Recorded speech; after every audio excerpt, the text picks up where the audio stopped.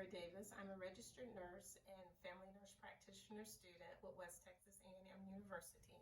Today I will demonstrate for you the interrupted repair for laceration. And our patient today is a 15-year-old male patient. He's a baseball player and he lacerated his arm sliding into home base for his baseball game. So of course I've already washed my hands and will don sterile gloves for you. We've already cleansed the patient's wound with sterile water. And so we'll go ahead and just put on our sterile gloves here and review some of the materials that we'll be using to repair his laceration. We have needle drivers that we'll be using to, insert the needle with the thread to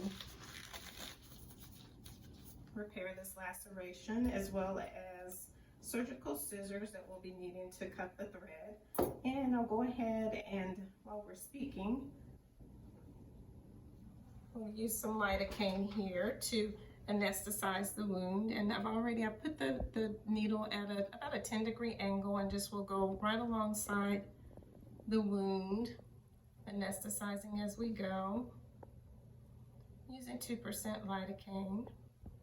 And he should be ready to go by the time we're finished going over the materials we're using. We have hemostats here that won't be needed today, but if need be, we can use those to kind of hold open a wound.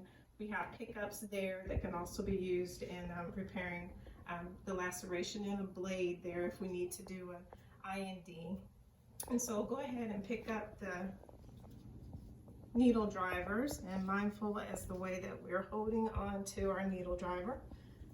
It has what they call finger holes, but we won't be using the finger holes particularly today to hold the needle, but we'll just kind of clap our hand around it and be using a wrist motion today. And so going in at a 90-degree angle and just using wrist motion, and using a 2.0 27 gauge. The thread is 2.0 and the gauge is 27. So I'm just going to go one time through.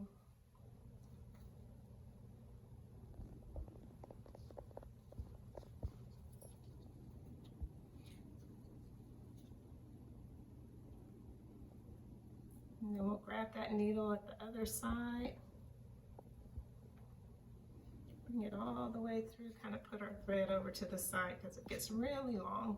And so we'll do a series of throws, and want to leave enough little thread out in order for whoever is the person that will be taking removing the suture. So we'll just kind of lay our needle over there. That's a sterile field. And we'll go around the first time. I'll pull a bit more. The initial throw will be 2. 1, 2. And we'll grab hold at the end of the thread. And we'll pull that through. Not wanting to work with me. I think it's going to be nice. I want this to be nice and smooth. There we go. And so now we'll go the opposite direction, just one time for another throw.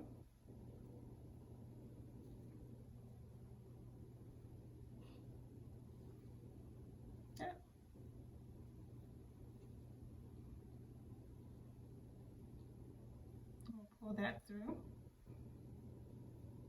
and then we'll go again. This makes our 3rd throw. We'll just probably left out a little bit too much, but that can be corrected when we're cutting it off. And pull through.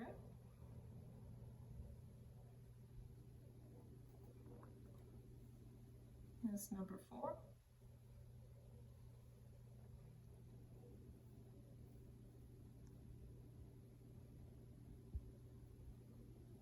Pull through.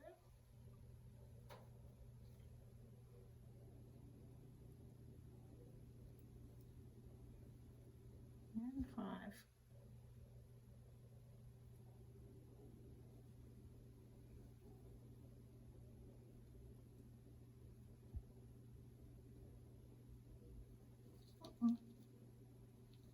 And pull through.